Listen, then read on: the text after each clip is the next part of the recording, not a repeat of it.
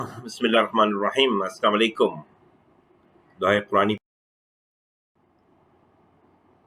अब ये मौला अली का कौल है कि वो रसूल खुदा के ग़ुलामों में से हैं और रसूलुल्लाह ने इनको कहा था कि अली इल्म का दरवाज़ा है और इल्म का दरवाज़ा जो है वो रसूल खुदा का ग़ुलाम है।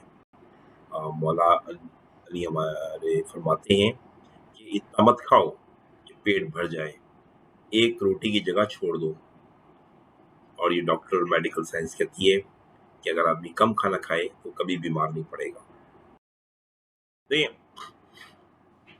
Public procurement regulatory authority ordinance 2002, इसको मैं पीपीआर AO 2002 ये कहता हूँ। ये कानून है।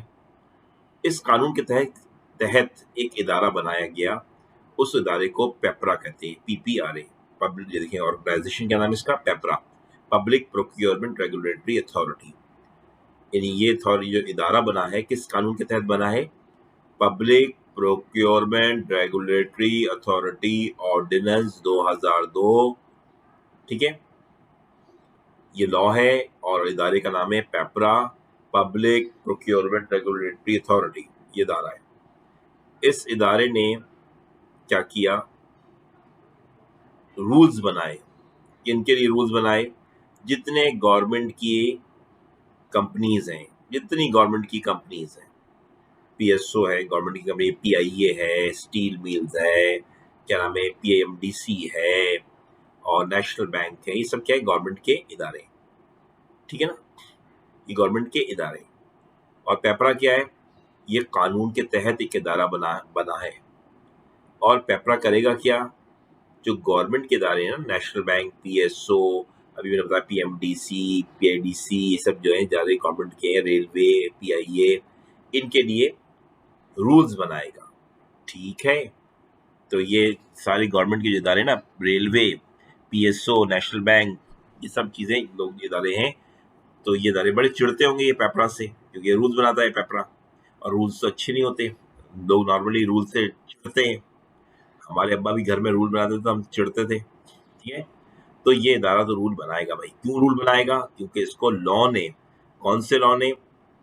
Public procurement regulatory authority ordinance 2002 में जो कानून बना है, मुशर्रफ साहब ने बनाया था ये कानून। उसके तहत पेपरा एक इदारा बना, जो ये इदारा क्या करेगा? गवर्नमेंट के इदारों के लिए रूल्स बनाएगा। ठीक है, प्रोक्योरिंग एजेंसी कैसे कहते हैं? प्रोक्योरिंग एजेंसी कहते हैं जो गवर्नमेंट के इदारे हैं, इनको प्रोक्योरिंग एजेंसी कहते हैं। मतलब ये इदारे national bank, railway, steel mills, PIA, ठीक है ना, SACP, फेडरल यूनिवर्सिटीज है, वर्चुअल यूनिवर्सिटी है, इलाहाबाद ओपन यूनिवर्सिटी है, और PIDC है, PMDC है, और गवर्नमेंट के जितने इदारे हैं ये सब, और गवर्नमेंट की जितनी यूनिवर्सिटीज हैं, गवर्नमेंट की जो यूनिवर्सिटीज हैं, उनके लिए ये जो है वो जो पेपरा है कानून बनाएगा। और कौन से कानून बनाएगा? सिर्फ और सिर्फ प्रोक्योरिंग माने जो ये खरीद करेंगे, जो बाय करेंगे लोग। यानी PIA कोई चीज, मगर PIA जो है वो जहाज खरीद रही है, तो उसके ऊपर जो रूल्स हैं वो कि कौन से अप्लाई होंगे? पेपरा के, जो पेपरा बनाएगा। PSO के लिए यही रूल्स होंगे। रूल्स एक होंगे, उस सारे इदारों पे अप्लाई होंगे। बनाए किसने? पेपरा ने। ठीक है ना, क्लियर हो गई बात या नहीं? और ये सब क्या है? गवर्नमेंट के इदारे। ठीक है, गवर्नमेंट के इदारों के लिए भी पेपरा रूल बनाएगा। कौन से रूल? खरीदने के लिए, जो बाइंग करेंगे, ये फर्नीचर खरीद रहे हैं, मशीनें खरीद रहे हैं, जहाज खरीद रहे हैं, जो भी खरीद रहे हैं खरीद के लिए। ठीक है ना, ये पेपरा रूल बनाएगा। प्रोक्योर का मतलब होता है परचेज। प्रोक्योरी माने परचेज के लिए जो कानून है, सिर्फ ये परचेज के लिए कानून है। परचेज की हद तक याद रखिए, परचेज गुड्स करें या सर्विसेज करें, उसके लिए कानून है। और ये ऑटोनोमस बॉडी क्या है? जो PPRA है ना, जो गवर्नमेंट ने जो लॉ के तहत एक बॉडी बनाई है PPRA, वो ऑटोनोमस बॉडी है खुद। जो भी कानून के तहत इदारा बनता है उसे ऑटोनोमस बॉडी कहते हैं। ठीक है ना, और इसका काम क्या है, गवर्नमेंट के इदारों के लिए कानून बनाए। गवर्नमेंट के इदारे बहुत हैं, मैं PIA, PSO, National Bank, State Bank, SSCP, Federal University, Virtual University, Islamabad University के अलावा पीआईडीसी, पीएफडीसी, रेलवे, पाकिस्तान रेलवे, ये इतने इदारे हैं गवर्नमेंट के, ठीक है ना। उनके लिए रूल्स बनाए। कौन से रूल्स? सिर्फ परचेज के, और कौन से परचेज के? गुड्स और सर्विस, ठीक है ना ये। और जो इनको क्या आज के बाद इस आइंदा हम क्या पढ़ेंगे, पीआईई को, पीआईई क्या है? प्रोक्योरिंग एजेंसी कहलाएगी। पीएसओ क्या है? Procuring agency. स्टील मिल क्या है? Procuring agency. क्योंकि ये सब गवर्नमेंट के इदारे हैं, गवर्नमेंट के इदारों को जब गवर्नमेंट के इदारे परचेज कर रहे हो तो उनको कहते हैं प्रोक्योरिंग एजेंसी, जब वो परचेज कर रहे होते हैं। जब सेल कर रहे होते हैं तो कहलाते हैं सेलिंग एजेंसी। अभी तो प्रोक्योरिंग, जो ये लॉ प्रोक्योरिंग है तो हम सिर्फ प्रोक्योरिंग पढ़ेंगे, बाकी नहीं पढ़ेंगे प्रोक्योरिंग के अलावा, ठीक है ना। प्रोक्योरिंग एजेंसीज जो है, गवर्नमेंट का इदारा कोई भी, वैसे आप सोचे बताएं, नेशनल बैंक कोई चीज खरीद रहा है तो क्या कहलाएगा? प्रोक्योरिंग एजेंसी कहलाएगा। खरीदते वक्त वो प्रोक्योरिंग एजेंसी कहलाएगा, ठीक है ना। स्टील मिल मशीनें खरीद रहा है, क्या कहलाएगा? Procuring agency. पीएसओ पेट्रोल की मशीनें खरीद रहा है, क्या कहलाएगा? Procuring agency. पीएसओ पेट्रोल खरीद रहा है, क्या कहलाएगा? Procuring agency. पीआईए जहाज खरीद रहा है, क्या कहलाएगा? Procuring agency. पीआईए जो है वो कंस्ट्रक्शन करा रहा है एयरपोर्ट, तो क्या कहलाएगा? Procuring agency. बात समझ में आ रही है? नहीं क्लियर? इसी तरह एक और है सिविल एविएशन अथॉरिटी, ये भी प्रोक्योरिंग एजेंसी है क्योंकि वो गवर्नमेंट का इदारा है। क्लियर? पीटीवी है, ये भी गवर्नमेंट का इदारा है, ये भी प्रोक्योरिंग एजेंसी है, ठीक है। अब देखिए state PSO, Pakistan state oil जो है, ये गवर्नमेंट का इदारा है, आपको मालूम है। तो ये जो है बिल्डिंग बनवा रहा है, ये बिल्डिंग बनवा रहा है। और बिल्डिंग कौन बना रहा है? आमिर खान, सलमान खान, अजय देवगन और शाहरुख। अब ये चारों जो हैं अलग अलग इंजीनियर्स हैं और ये बिल्डिंग बनाना चाहते हैं। ये तो चारों लोग जो हैं ये स्टेट बैंक को, स्टेट बैंक का हेड कौन है? मैंने मिसाल दी है, ब्रूक शील्ड को ले लिया है। समझे, ब्रूक शील्ड जो है स्टेट बैंक की हेड है। वो क्या करती है, इन चारों इसके पास आते हैं, वो कहती है पहले कि मुझे बिल्डिंग बनानी है, वो अखबार में ऐड देती है, ये वेबसाइट पे लगा देती है अपनी पीएसओ की, हमें एक बिल्डिंग बनानी है ऐसी। ये चारों जो है ना, ये चारों, ये नीचे ये चार जो हैं, ये चारों भर के देंगे कि हम ये बिल्डिंग, शाहरुख कहता है मैं 10 करोड़ में बना दूंगा, सलमान कहता है मैं 9 करोड़ में बना दूंगा, आमिर खान कहता है मैं 7 करोड़ में बना दूंगा, अजय देवगन कहता है मैं 3 करोड़ में बना दूंगा। अब जाहिर है प्राइस में सबके फर्क है, क्वालिटी में भी फर्क होगा। तो अब ये पीएसओ डिसाइड करेगा कि किसको किससे काम लें। तो पीएसओ क्या बन गया? Procuring agency. और ये लोग क्या है? कॉन्ट्रैक्टर हैं। ये चार कॉन्ट्रैक्टर हैं और पीएसओ जो कि सर्विस ले रहा है, सर्विस बाय कर रहा है, प्रोक्योर कर रहा है, परचेज कर रहा है। प्रोक्योर माने परचेज, प्रोक्योर माने क्या? परचेज। प्रोक्योर माने क्या? परचेज। समझ में आ गया ना? ठीक है, तो प्रोक्योर कर रहा है इनकी, इनसे। तो ये चार कौन है? कॉन्ट्रैक्टर है। ओके, बिल्डिंग बनानी है ये। ओके,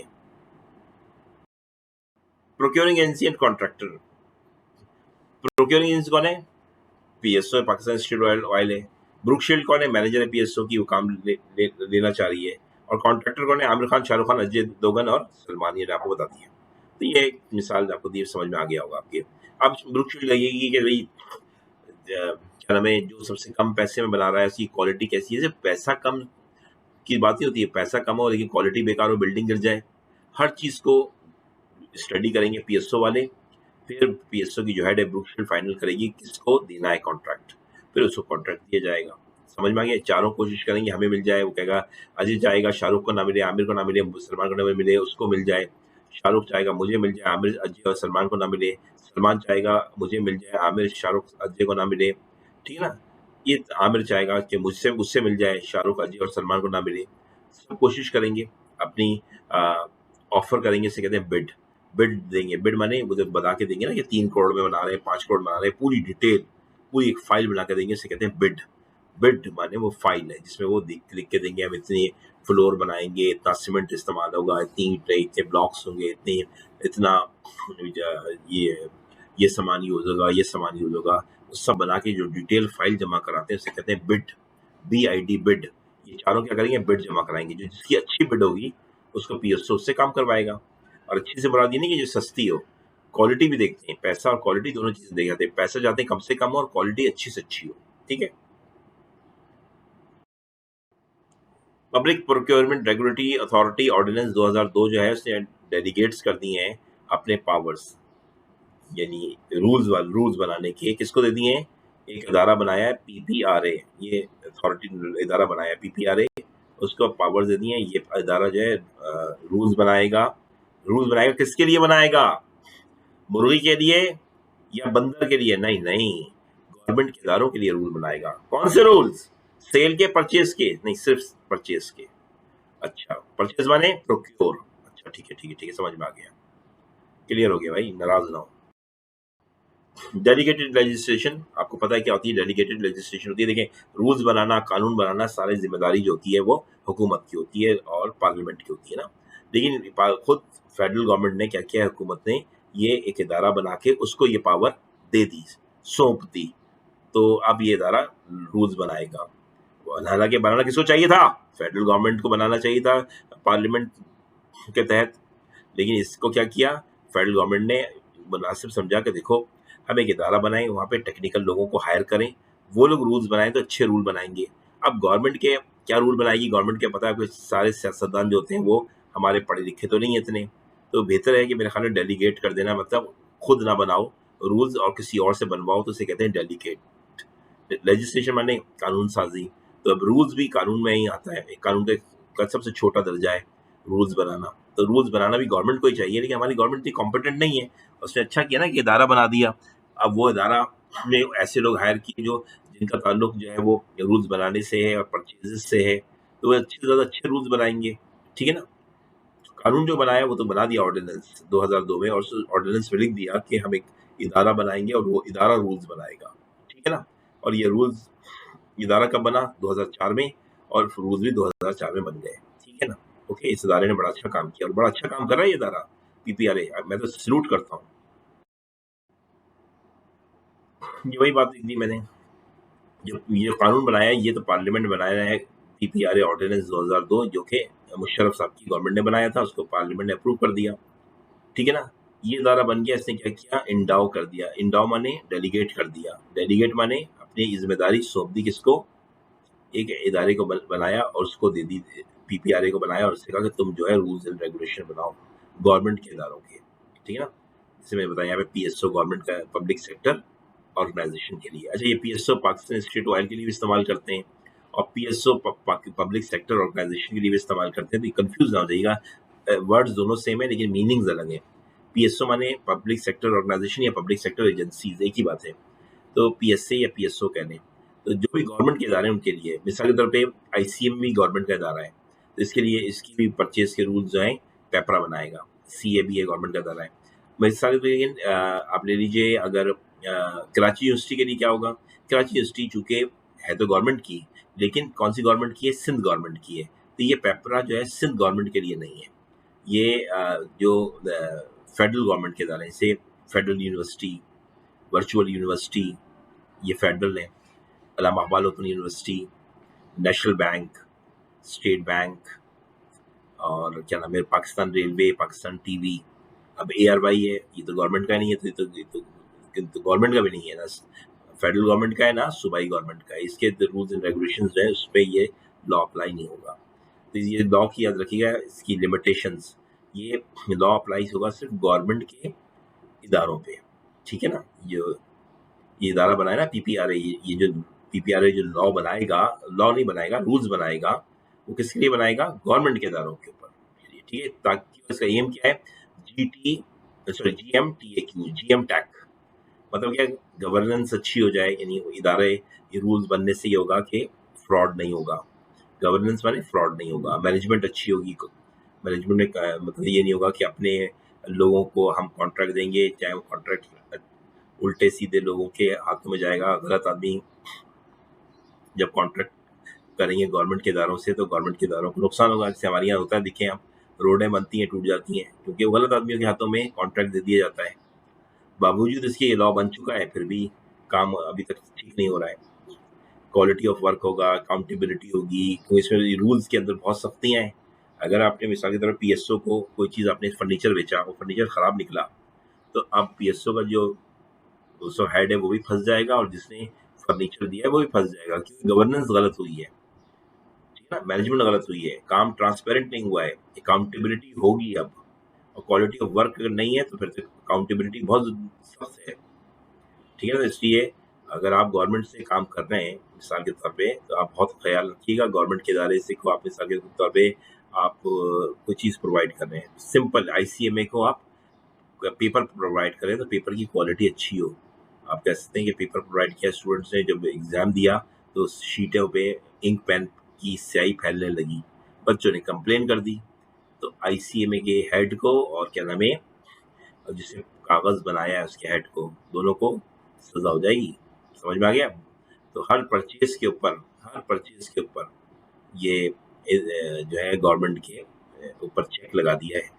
ये रूल्स जब से आए, और रूल्स एक है सबके लिए, गवर्नमेंट के इदारे के लिए, हर इदारे के लिए अलग अलग रूल्स नहीं बनेंगे, रूल्स एक ही हैं, वो सारे इदारों में अप्लाई होंगे।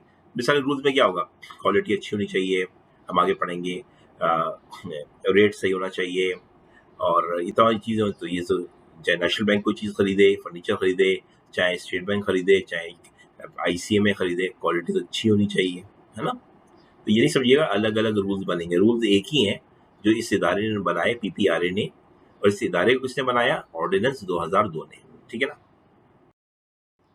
अच्छा, अगर आपका अमाउंट 20 लाख से ज़्यादा का है, आईसीएमए जो है वो फर्नीचर खरीद रहा है, वो 20 लाख से ज़्यादा का है, या कोई नेशनल बैंक खरीद रहा है, कोई भी गवर्नमेंट का इदारा खरीद रहा है। अब गवर्नमेंट के इदारे को मैं आप लोगों से कह रहा हूँ, अब मैं गवर्नमेंट के इदारे को गवर्नमेंट का इदारा नहीं बोलूंगा, मैं कहूँगा प्रोक्योरिंग एजेंसी। तो आप समझिएगा मैं गवर्नमेंट के इदारे की बात कर रहा हूँ। जब भी मैं कहूँगा प्रोक्योरिंग एजेंसी तो फिर समझ लीजिएगा मैं कह रहा हूँ गवर्नमेंट का इदारा, ठीक है। जब आईसी में गवर्नमेंट का इदारा है, प्रोक्योरिंग एजेंसी है।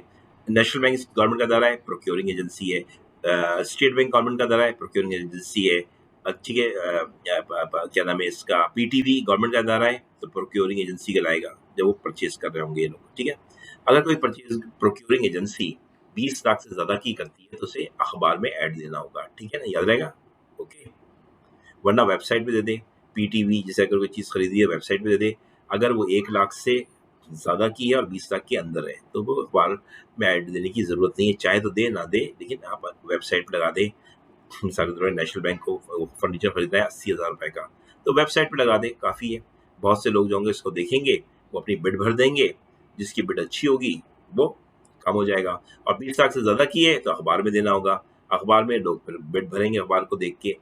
जैसे मैंने अभी मिसाल दी कि 4 हमारे बिडर थे, कौन 4 बिडर थे, शाहरुख, सलमान, अजय और आमिर, ठीक है ना। तो अब मैं मिसाल के तौर पे मैं कारोबार करता हूँ फर्नीचर का, नेशनल बैंक की एक बिड आती है अखबार में कि 5 करोड़ का फर्नीचर खरीदना है, तो मैं तो बिड भरूंगा ना ताकि मैं माल बेचूं, ताकि मुझे फायदा हो, ठीक है ना। तो इस तरह से परचेज ऐसे नहीं होता है कि वो फोन करेंगे मुझे कि आप आए, हमें माल खरीदना है, ऐसा नहीं होता। गवर्नमेंट के इदारों में ऐड देना होता है, ठीक है। ऐड देने की जैसे जैसे अखबार में एम्प्लॉई जॉब का ऐड आता है, इस तरह से जब भी कोई गवर्नमेंट कोई चीज़ खरीदती है ना तो वो ऐड देती है अखबार में। अगर 20 लाख से ज़्यादा का, 20 लाख से कम है तो वो अपनी वेबसाइट पे लगाएगी, और 1 लाख से कम है तो फिर वो डायरेक्ट खरीद सकती है, कोई मसला नहीं। ये गवर्नमेंट का की वेबसाइट है, उस पर ये ऐड लगे हुए होते हैं।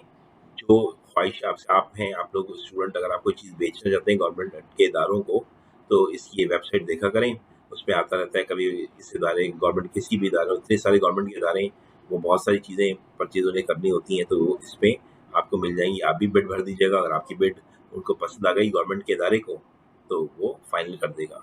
तो समझ में आ गया, पीपीआरए ने गवर्नमेंट के लिए रूल्स बना दिए, गवर्नमेंट के इदारों के लिए। अब इदारे जो हैं वो ऐड देंगे, और आप जाने और इदारे जाने।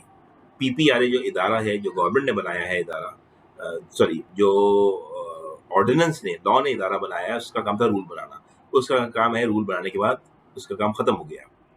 अब उस रूल्स को फॉलो करना किसकी जिम्मेदारी है, प्रोक्योरिंग एजेंसी की, यानी गवर्नमेंट के इदारों की, और वो जिससे डील कर रहे हैं उनकी जिम्मेदारी है, ठीक है। जैसे मैंने मिसाल दी, पीएसओ की हेड कौन है, ब्रुकशील्ड, ब्रुकशील्ड की जिम्मेदारी है, और आमिर खान, सलमान खान, अजय देवगन और शाहरुख खान की जिम्मेदारी है, ठीक है।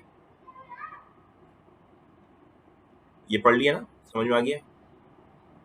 तो जो लोग होंगे, जो कॉन्ट्रैक्टर होंगे, ये पीपल्स मुराद यहाँ क्या है, यहाँ पीपल लिखा है कौन सी लाइन पे, 1 2 3 4 5वीं लाइन पे पीपल्स मुराद है शाहरुख, आमिर, सलमान और अजय देवगन। ये क्या करेंगे, बिड जो है, बिड कह दें, ऑफर कह दें, टेंडर कह दें, कोटेशन कह दें, एक ही बात है, BOTQ, एक ही बात है। बिड, ऑफर, टेंडर, कोटेशन एक ही बात है, एक ही चीज़ होती है। ये भर के देंगे और फिर क्या होगा, स्टेट बैंक उसको चेक करेगा, या जो भी कंपनी है, PTV है, जो भी है, प्रोक्योरिंग एजेंसी बोल दूँ ना, बताया था अभी मैंने, क्या बताया था, प्रोक्योरिंग एजेंसी ही बोलूँगा मैं। तो प्रोक्योरिंग एजेंसी जो है वो बिड देखेगी, जिसकी बिड अच्छी होगी प्रोक्योरिंग एजेंसी उसको दे देगी, ठीक है ना। जो इदारा गवर्नमेंट, जो इदारा लॉ ने बनाया है ना 2002 के, जिसको हम पेपरा कहते हैं, उस वो मुदाखलत नहीं करेगा, वो मुदाखलत उस वक्त करेगा जब कोई फ्रॉड व्रॉड सामने आया, वरना गवर्नमेंट जाने और कॉन्ट्रैक्टर जाने, ठीक है। नहीं, काम अगर 1 लाख से कम का है, मिसाल के तौर पे आपका इदारा गवर्नमेंट का है, उसका नाम है ABC, उसको वायर चाहिए, वायर्स, तो वो 5,000 के वायर्स चाहिए, तो वो इदारा एड थोड़ी देगा ना, वेबसाइट पे लगाएगा, वो इलेक्ट्रिशियन को बुलाएगा, 5,000 के तार खरीद लेगा। फर्ज करें AC का तार जल गया है, 5,000 का चाहिए, एक AC खरीदना है, कितने का AC है, 60,000 का, खरीद लेगा, कोई मसला नहीं। लेकिन अगर 50 AC चाहिए, 50 AC तो बहुत ज़्यादा है कि, तो तकरीबन 50 AC पड़ेंगे आपको 30 लाख के, तो 30 लाख के AC जो है, इसके लिए आपको क्या करना पड़ेगा, आपको अखबार में ऐड देना होगा, और 15 लाख के तो फिर आपको सिर्फ वेबसाइट पे ऐड देना होगा, और एक AC है 60,000 का, तो फिर आप खुद खरीद देंगे, कोई मसला नहीं है, ना ऐड देना, वेबसाइट पे लगाएंगे। अब एक AC ऐड आएगा, 30 लाख की AC चाहिए, अब जाहिर बात है हायर वाला चाहेगा, ओरिएंट वाला चाहेगा, सैमसंग वाला चाहेगा कि मेरा AC बिके, वो सब अपनी बिड लेके पहुंच जाएंगे, जिसकी बिड अच्छी होगी उसको ठेका मिल जाएगा, ठीक है। फर्स्ट तो ICMA को AC चाहिए, स्टूडेंट पे तरस आ गया ICMA को, ICMA AC बदल रहा है, सारे AC बदल के नए AC दे रहा है, तकरीबन उसको चाहिए होंगे 50-60 AC, 30-40 लाख रुपए का कॉन्ट्रैक्ट है, तो कैसे देगा, ये अखबार में देगा। जब ये अखबार में देगा तो हायर वाले, ओरिएंट वाले, जर्नल वाले, और सैमसंग वाले, और क्या नाम है, सेंसोनाइट वाले, सब लोग अप्लाई करेंगे, उसको कहेंगे बिड, वो बिड देंगे, 5-7 बिड आएंगे उनके पास, ICMA के पास, फिर ICMA फाइनल करेगा कौन सी बिड सही है, देखिएगा, हो सकता है ओरिएंट की बिड सबसे अच्छी हो, पैसों में भी अच्छी हो, क्वालिटी में भी अच्छी हो, तो ओरिएंट को ठेका मिल जाएगा, अगर हो सकता है हायर की अच्छी हो, ठीक है। क्लियर हो गया होगा मेरे ख्याल में, आप समझ गए, चीता हो गए आप लोग, समझ में आ गया, ऐड भी समझ में आ गया, तो ऐड 20 लाख से ऊपर होगा, वरना नहीं, जरूरत नहीं है। और ऐड याद रहे, ऐसे अखबार में देंगे जो पॉपुलर अखबार हो, ये नहीं कि आप एक किसी दल्लू पंजो अखबार में ऐड दे दें, जो डॉन जंग है या एक्सप्रेस है, ये बड़े अखबार है, ट्रिब्यून है, ऐसे अखबार में आप ऐड देंगे, समझ में आ गया। प्रोक्योरिंग एजेंसी और कॉन्ट्रैक्टर, ठीक है ना, ये अब समझ में आ गया आपके कि एक बिल्डिंग है जो फेडरल यूनिवर्सिटी बना रही है, कैसर ने बिड भरी है, तो कैसर की बिड कबूल हो गई है, तो कैसर कॉन्ट्रैक्टर कहलाएगा, फेडरल यूनिवर्सिटी प्रोक्योरिंग एजेंसी कहलाएगी, तो पता समझ में आ गई। अब चीता है, तो आपका नाम है चीता।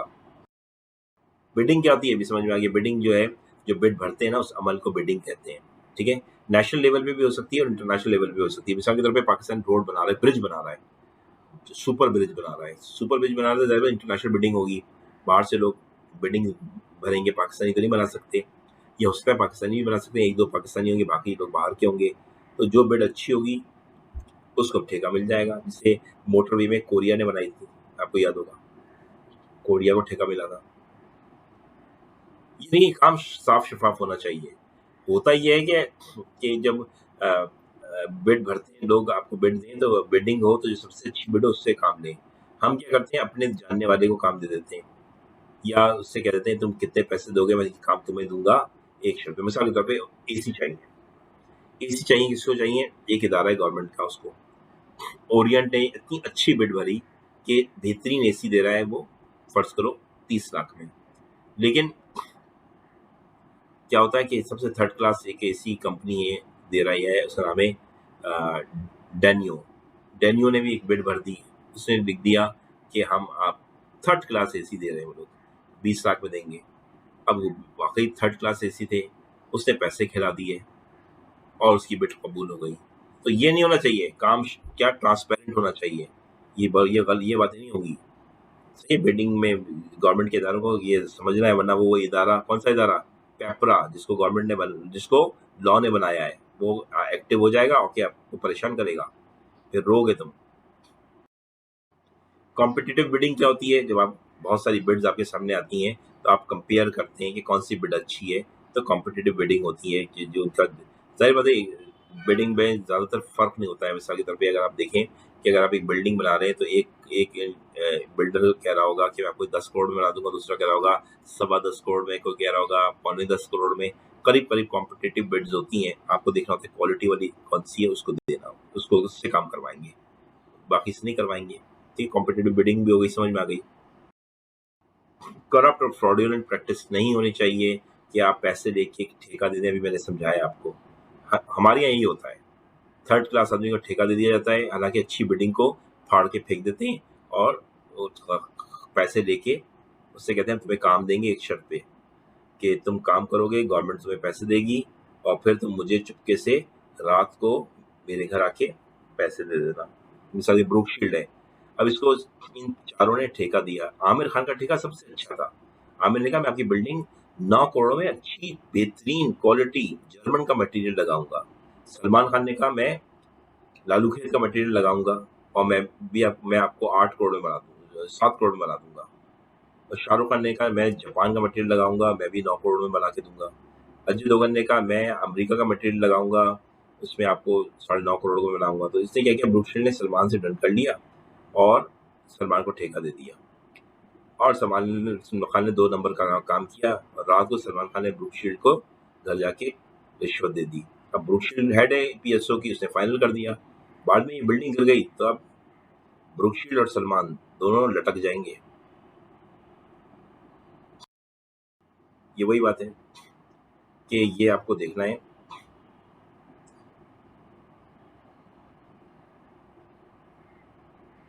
क्लूसिव देखिए बड़ी खतरनाक चीज होती है। क्लूसिव में ये होता है कि अब आपको पता है कि मिसाल के तौर पे एसी आपको खरीदने हैं, आईसीएमए को उसने अखबार में ठेका दिया, तो एसी में हायर और ओरिएंट और ये दोनों मिल गए और इन दोनों ने क्या किया, प्राइस बढ़ा दी, पता है, और उसको मिला लिया, सैमसंग को भी मिला लिया। इन तीनों ने 30 लाख के एसी के 40 लाख कर दिए।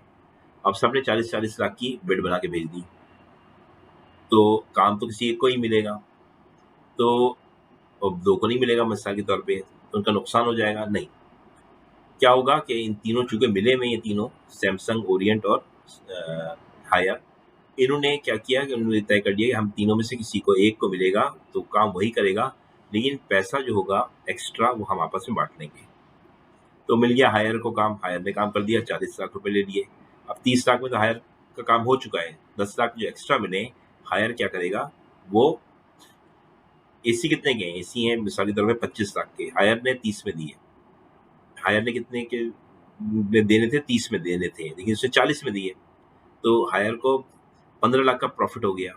तो वो जो होंगे दोनों, सैमसंग और ओरिएंट, वो कहेंगे कि हमने तो कुर्बानी दी, हमने तो, तब तुमने जो पैसा ठेका मिल गया है, 25 लाख का तुमने काम किया, 30 लाख तुम्हें प्रॉफिट हो गया, तुम्हारा काम खत्म हो गया, लेकिन हमने तुमसे कहा था 40 लाख करने को, इसलिए कहा था कि हम रिजेक्ट हो जाएं और ये बिड तुम्हें मिल जाए। अब 10 लाख जो तुम्हें एक्स्ट्रा मिले वो हमें दे दो। तो ये जो बाहर के जो होते हैं कॉन्ट्रैक्टर, ये भी बदमाशी कर रहे होते हैं। समझ में आई या नहीं?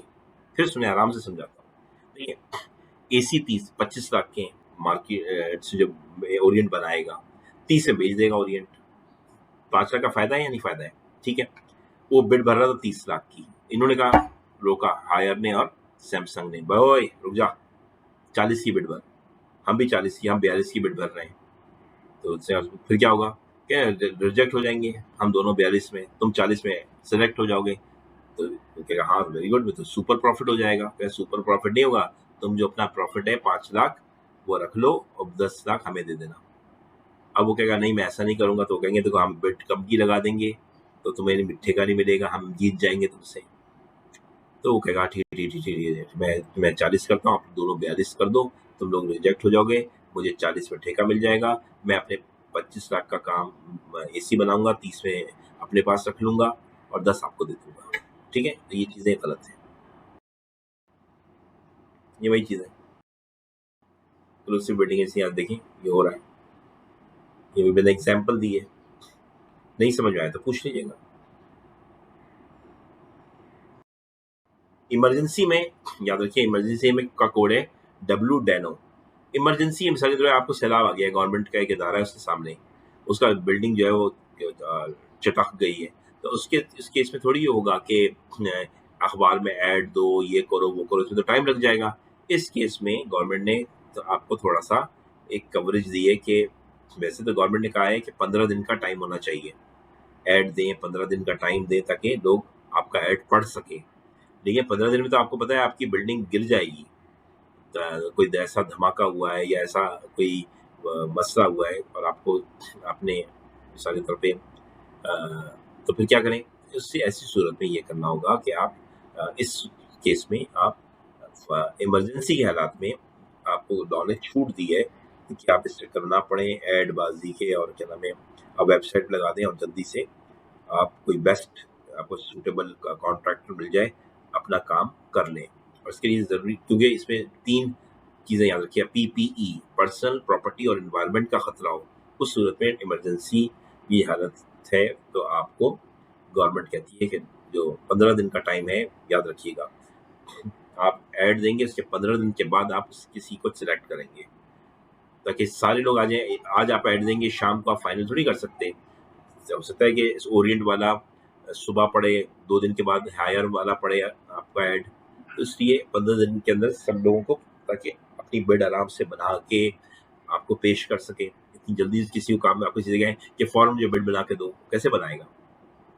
लेकिन इमरजेंसी में ये कहा है कि आप कम टाइम में किसी अच्छे कॉन्ट्रैक्टर से काम करवा सकते हैं। लेकिन वो इमरजेंसी क्या है, डिजास्टर हो, कोई वार हो गई हो, इंडिया पाकिस्तान की खुदा न खासा जंग हो गई, इंडिया ने PSO की बिल्डिंग पे बम मार दिया, अब PSO की बिल्डिंग धमाके से तबाह हो गई, तो अब क्या 15 दिन का इंतजार करेंगे क्या? अब फौरन आप किसी कॉन्ट्रैक्टर को पकड़ के इस काम शुरू करा देंगे। ठीक है, कोई नेचुरल कैलेमिटीज हो गई, जल्जला आ गया, बिल्डिंग के 2 टुकड़े हो गए, ठीक है, कोई ऑपरेशनल इमरजेंसी हो गई, कोई यानी खाना जंगी हो गई, यानी अपने अ, शहर में लोगों ने बगावत कर दी, कोई हो गया झगड़ा, शिया सुन्नी फसाद हो गया बहुत बड़ा, उन्होंने आग लगा दी बिल्डिंग को, ठीक है, तो क्या करें? हमारे यहाँ तो जबान का झगड़ा, मजहब का झगड़ा, मतलब कि झगड़े चलते रहते हैं अपने मुल्क के अंदर, हम अपने मुल्क के अंदर ही अपने दुश्मन है। ठीक है, तो वैसी सूरत ही है, कहलाती है एबनॉर्मल सिचुएशन, इमरजेंसी। ठीक है ना? ई प्रोक्योरमेंट क्या है कि आप जो है सारा काम जो है बिडिंग का और ये तमाम ये आप थ्रू कंप्यूटर पे कर सकते हैं। कोई ज़रूरी नहीं है कि आप जो है वो बिडिंग क्या है कि वो लिफाफे में कोरियर में आए, आमिर खान आपके ऑफिस में आके दे, शाहरुख खान आपके ऑफिस में आके दे, वो थ्रू ईमेल्स भी आपको बिडिंग भेज सकते हैं, कोई मसला नहीं है। फ्रेमवर्क वर्क एग्रीमेंट क्या होता है? It mean a contractual agreement which allows a procuring agency to procure goods, service or works. Framework agreement का मतलब है जो आपने तय किया हुआ है बिड में। सलमान खान की भी बिड पसंद आ गई आपको, आपने सलमान खान को फाइनल कर दिया, तो अब जो भी बिड में है उसके हिसाब से ही काम होगा। सो ये फ्रेमवर्क ऑफ एग्रीमेंट के हिसाब से काम होगा। ये जो बिड, ये नहीं कि बिड में भरा था सलमान खान ने आपको 10 AC दूंगा, दिए उसने 5, नहीं तो गलत हो जाएगा ना। तो फ्रेमवर्क ऑफ एग्रीमेंट का मतलब है जो उस एग्रीमेंट में तय हो गया है फिर वही होगा जो होगा, उसमें आप कमी बेशी नहीं कर सकते। उसने कहा था मैं आपको एक AC दूंगा 60,000 का, बाद में वो 70,000 का दे रहा है, नहीं ये नहीं होगा। ऑर्डिनेंस क्या है? ऑर्डिनेंस से मुराद ये है कि वही ऑर्डिनेंस जो मुशर्रफ साहब ने बनाया था 2002 में, जिसने एक PPRA एक इदारे को जन्म दिया और उस इदारे ने रूल्स बनाए। तो ये डेफिनेशन अक्सर पूछ लेता है ऑर्डिनेंस। ऑर्डिनेंस मुशर्रफ साहब ने बनाया सन 2002 में। इस इदारे इस रूल इस लॉ के तहत ये जो लॉ है, ऑर्डिनेंस वाले लॉ, इसको बाद में पार्लियामेंट ने अप्रूव कर दिया। इस इदारे ने क्या किया, एक PPRA बनाया, एक एक गवर्नमेंट का एक यानी इस रूल के मुताबिक, इस लॉ के मुताबिक एक इदारा बना जिसका नाम है PPRA। वो रूल्स बना रहा है किसके लिए? किसके लिए रूल्स बना रहा है? मुर्गी के लिए, बंदर के लिए नहीं, गवर्नमेंट के इदारों के लिए। ठीक है, और सारे एक ही रूल बनाए हैं उसने जो 2004 में बने थे, अभी तक यूज हो रहे हैं, और वो रूल सबके लिए बराबर है। सही है, नहीं पीएसओ के लिए अलग रूल होंगे तो पीआईए के लिए अलग रूल होंगे, नहीं एक ही रूल है। अच्छा, रूल्स तो सेम ही होते हैं ना, तरीका कार सेम होता है। रिपीट ऑर्डर्स क्या है? रिपीट ऑर्डर्स ये है कि अगर आप एक ऑर्डर आपने काम करवा लिया, अब आपको एक आपने में से 50 एसी लगवा ली, फिर आपको याद आया कि यार 10 एसी तो और लगवाने हैं हमने। बच्चों ने शिकायत की कि एसी जो है वो ठंडा नहीं कर रहे हैं, एसी कम है, एक एसी एक क्लास में कम है, 2 होने चाहिए। तो आपने एक और ऑर्डर दिया उसी रेट पे उसी चीज़ पे, तो आप सेम कॉन्ट्रैक्टर को कह सकते हैं कि हमें दे दो, इसके लिए अखबार में ऐड की या वेबसाइट पे ऐड की ज़रूरत नहीं है, रिपीट ऑर्डर है ना, रेट भी सेम है, क्वांटिटी भी सेम है, तो कोई मसला नहीं है।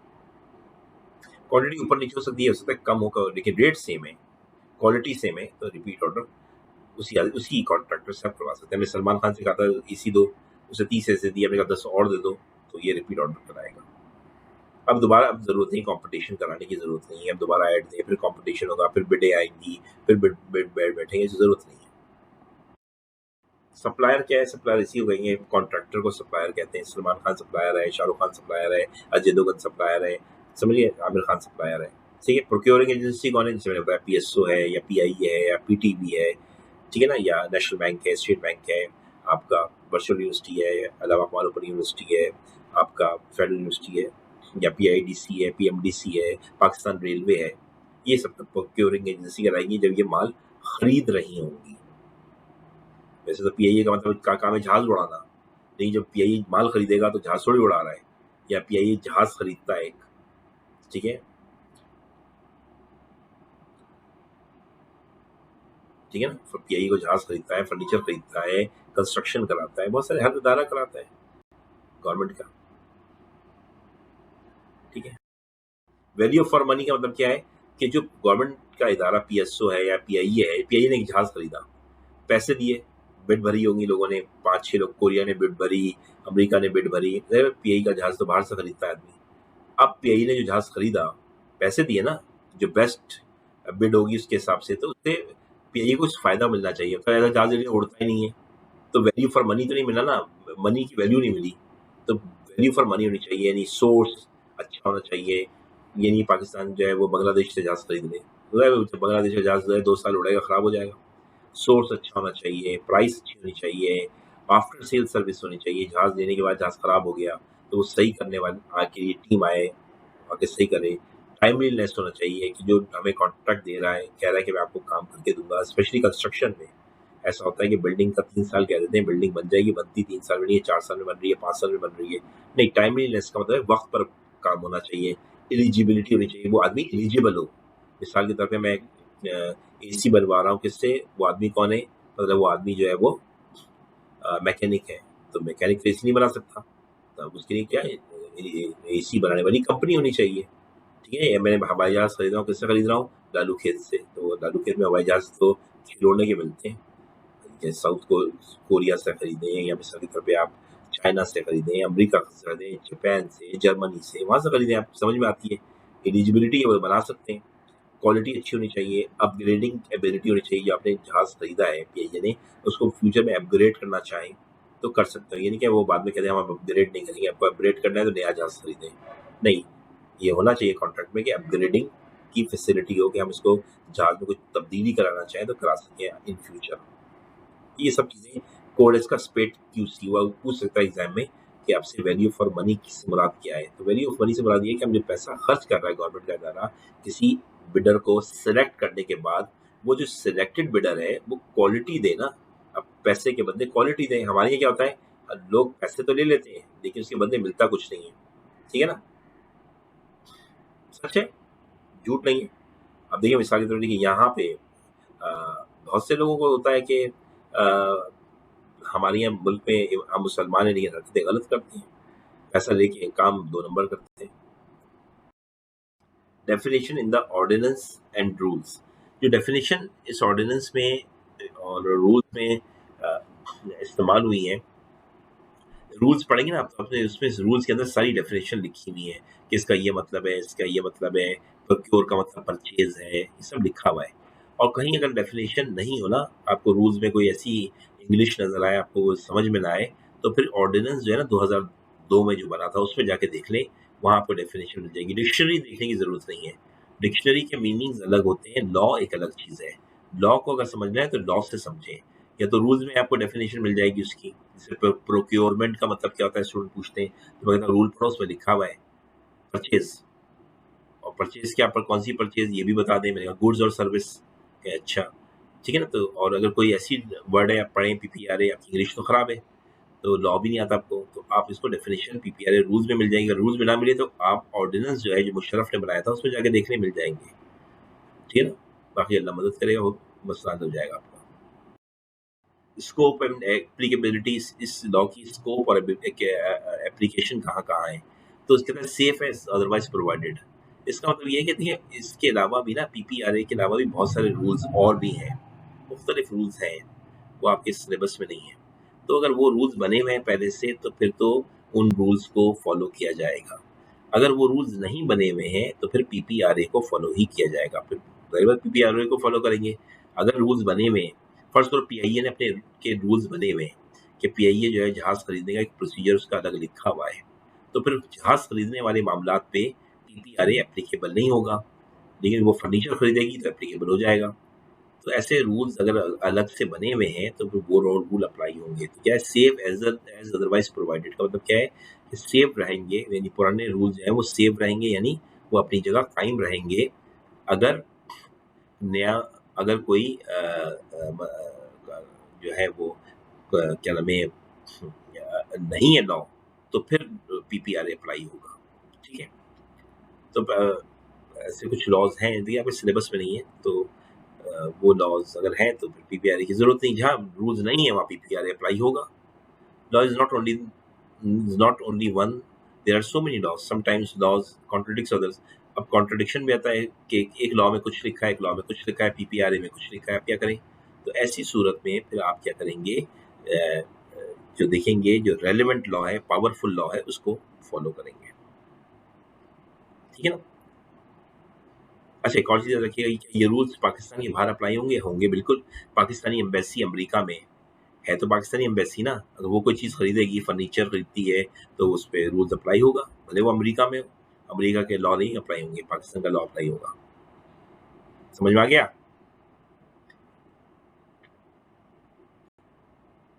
अभी गवर्नमेंट की पाकिस्तान रेलवे अपनी ब्रांच खोल लेती है, या नेशनल बैंक अपनी ब्रांच खोल लेता है दुबई में, तो उस पर रूल अप्लाई होगा, बिल्कुल होगा पीपीआरए का। फोर जो है, ये तो रूल नंबर 4 है। प्रिंसिपल ऑफ प्रोक्योरमेंट्स क्या है, प्रोक्योरिंग एजेंसीज जो हैं, जो भी प्रोक्योरिंग एजेंसी यानी गवर्नमेंट के अदारे जो हैं, जब पीएसओ, रेलवे हो, पीटीबी हो, वाइल एंगेजिंग इन प्रोक्योरमेंट्स, जब वो अपने आप को प्रोक्योरमेंट का काम कर रही हो, इसको इंग्लिश में बोलते हैं वाइल एंगेजिंग इन प्रोक्योरमेंट्स। अब इसका मतलब नहीं समझ में आ रहा आपको। इसका मतलब है जब वो परचेज कर रही हो, जैसी टेक्निकल इंग्लिश है ना, खूबसूरत इंग्लिश है। शेल इंश्योर, उनको ये यकीन दहानी करनी चाहिए कि परचेज का जो अमल है वो फेयर और ट्रांसपेरेंट होना चाहिए, और जो पैसा खर्च हो रहा है उसकी वैल्यू ऑफ मनी मिल रही हो। ये पैसा तो खर्च कर रही है, मिल कुछ भी नहीं रहा हो। हम एसी खरीद रहे हैं और एसी के बदले हमें वो हमें क्या कबाड़ा दे रहे हैं, वो नहीं चाहिए। जो हम पैसा खर्च कर रहा है इदारा, तो उसको इदारे को चीज़ भी अच्छी मिलनी चाहिए। किससे? कॉन्ट्रैक्टर से। ठीक है। फिर आखिरी प्रोक्योरमेंट प्रोसेस क्या होना चाहिए, एफिशिएंट होना चाहिए। एफिशिएंट का मतलब बेहतरीन होना चाहिए, अच्छा होना चाहिए, तेज होना चाहिए, और जिसकी बिड सबसे सस्ती है उसको उससे काम नहीं। मिसाल के शाहरुख खान ने कहा ये काम मैं 9 करोड़ में करूंगा, बेहतरीन करूंगा। वही काम 20 करोड़ में शाहरुख जो है वो, शाहरुख खान ने 9 करोड़ में कहा मैं बेहतरीन करूंगा, और यही सेम काम सलमान खान 15 करोड़ में कर रहा है, तो हम सलमान खान को काम थोड़ी देंगे, अगर दिया तो गलत है। और होता क्या है, अगर गवर्नमेंट का वो आदमी से दोस्ती है तो गवर्नमेंट सलमान को दे देगी। अब सलमान क्या करेगा, 15 करोड़ ले लेगा, थोड़े से पैसे दे देगा गवर्नमेंट के किसी ऑफिसर को, काम हो जाएगा। ये नहीं करना है, और होता यही है हमारे मुल्क में। International inter governmental commitments of the federal government, हाँ ये याद रखिएगा। देखिए, अगर कोई गवर्नमेंट ने मिसाल के तौर पे ये हमारी हुकूमत ने एक साइन कर लिया कि हम जब भी जहाज खरीदेंगे वो चाइना से खरीदेंगे। अब जहाज खरीदने का मामला आया पीआईए का। मिसाल दे रहा हूँ, ऐसा कोई एग्रीमेंट है नहीं, मिसाल दे रहा हूँ, समझो कि हमने एग्रीमेंट कर लिया है चाइना से, फेडरल गवर्नमेंट ने यानी इमरान खान की गवर्नमेंट ने ये कर लिया है। तो इस अब अगर पीआईए जहाज खरीदेगी तो पीपीआरए नहीं देखेंगे। क्यों? कि भाई फेडरल गवर्नमेंट ने कमिटमेंट कर लिया है, उसकी बात खराब हो जाएगी। इसे कहते हैं ट्रीटी। फेडरल गवर्नमेंट जब कोई एग्रीमेंट करती है किसी दूसरे मुल्क से तो कहलाते हैं ट्रीटी। ट्रीटी जो है वो प्रिवेल करती है, यानी ट्रीटी तरजीह दी जाती है ट्रीटी को पीपीआरए रूल्स के ऊपर। तो पीपीआरए की को का रूल्स यहाँ पे हो गया थम्स डाउन। समझ में आ गया? गवर्नमेंट हो गई हा हा हा हा। गवर्नमेंट ने जो लॉ बनाए, ट्रीटी जो बनाई है मुल्क के साथ, दो मुल्कों के एग्रीमेंट को कहते हैं ट्रीटी। तो ट्रीटी जो है वो उसको तरजीह देंगे और देना भी चाहिए। लैंग्वेज, जो भी कॉन्ट्रैक्ट होगा ना, जो बनेगा प्रोक्योरिंग एजेंसी, जो रेलवे, पीआईए या जो भी स्टेट बैंक, आपको पता लग गया होगा ना प्रोक्योरिंग एजेंसी किसे कहते हैं। अब मैं तो आपको, मुझे तो पीए बोलना चाहिए, प्रोक्योरिंग एजेंसी, ताकि मेरा गला खुश्क हो रहा है यार, गर्मी लग रही है मुझे, इस वक्त मैं एसी में नहीं बैठा हूँ। पीए पीए जो है प्रोक्योरिंग एजेंसी यानी गवर्नमेंट का इदारा, जब भी कोई एग्रीमेंट करेगा कॉन्ट्रैक्टर से, वो इंग्लिश और उर्दू में करेगा। ठीक है, इंग्लिश में करेगा या उर्दू में करेगा, किसी और जबान में नहीं करेगा। लेकिन अगर मिसाल के तौर पर कोई हम चाइना से कर रहे हैं, तो चाइनीज कोई कंपनी है, कोई कंपनी साउथ कोरिया की है, उससे हम काम करा रहे हैं, तो क्या करेंगे, इंग्लिश या उर्दू में तो करेंगे और उसके अलावा एडिशनल चाइनीज में भी कर लेंगे अगर चाइनीज कंपनी है। अगर कोरियन है तो कोरियन में कर लेंगे। समझ में आई बात या नहीं? लेकिन इंग्लिश उर्दू में जरूरी है करना, लाजमी। फर्ज करो हम किसी अरब कंपनी से फर्नीचर खरीद रहे हैं, कौन खरीद रहा है? पीआईए। तो अब कॉन्ट्रैक्ट तो अरबी में भी होगा, तो कॉन्ट्रैक्ट तो इंग्लिश उर्दू में होगा और अरबी में उसको लिख लिया जाएगा। समझ में आ गया? ताकि अरबी की समझ में आ जाए, वरना अरबी अहलन व सहलन कैफ हालक अल्हम्दुलिल्लाह, ठीक है, मानते हैं, ये तो उसके अरबी में भी लिख देंगे ताकि वो भी खुश हो जाए। ठीक है ना? कॉन्ट्रैक्ट लेकिन जो होगा असल वो इंग्लिश में या उर्दू में ही होगा। उसकी एक कॉपी हो जाए उर्दू, जो कॉन्ट्रैक्टर है ना, कॉन्ट्रैक्टर, उसकी जबान में भी बना देंगे। भाई पाकिस्तान, हमारी जबान तो पाकिस्तान की इंग्लिश या उर्दू है ना, अब सामने वाले की जबान कॉन्ट्रैक्टर की अरबी है या फारसी है या जापनीज है या जर्मन की है, तो हम उसकी जबान में भी लिख लेंगे अगर वो कहता है। अगर वो नहीं कहता तो कोई बात नहीं। अगर मिसाल के तौर पे कोई डिस्प्यूट हो जाता है, अक्सर ये होता है कि हम लैंग्वेज में ट्रांसलेशन करते हैं ना कॉन्ट्रैक्ट का, तो फर्ज करो चाइनीज लैंग्वेज में ट्रांसलेशन जो है थोड़ा सा अलग हो गया, थोड़ा सा डिफरेंट हो गया और फड्डा हो गया, तो फिर हम इंग्लिश वाले कॉन्ट्रैक्ट या उर्दू वाले कॉन्ट्रैक्ट को ही मानेंगे, क्योंकि हम कहेंगे कॉन्ट्रैक्ट इंग्लिश या उर्दू में हुआ है, ये चाइनीज में ट्रांसलेशन करते वक्त गलती हो गई। मिसाल के तौर पर इसमें लिखा था, मिसाल के तौर पे पाकिस्तान जो है पीएसओ जो है वो पेमेंट जो है वो 15 दिन में करेगा लिखा था, या 25 दिन में करेगा या 50 दिन में करेगा, ये लिखा था। लेकिन चाइनीज में लिख दिया कि जल्द से जल्द करेगा। अब चाइनीज ने कहा जल्द से जल्द करो, हमने कहा नहीं 50 दिन में करेंगे, 50 लिखा हुआ है। चाइना ने कहा नहीं, देखो चाइनीज में चौ चौ चौ चौ चौ चौ ये तो लिखा हुआ है 15 जल्द से जल्द। तो इस सूरत में कोर्ट हमारा कहेगी जो इंग्लिश और उर्दू में लिखा है वो में इम्पोर्टेंट है। डिस्प्यूट हो गया ना अब, तो डिस्प्यूट जो हो गया तो इंग्लिश और उर्दू वाला जो कॉन्ट्रैक्ट है वो तरजीह दी जाएगी, और जो चाइना में ट्रांसलेशन हुआ है उसको तरजीह नहीं दी जाएगी। समझ में आ गया ना?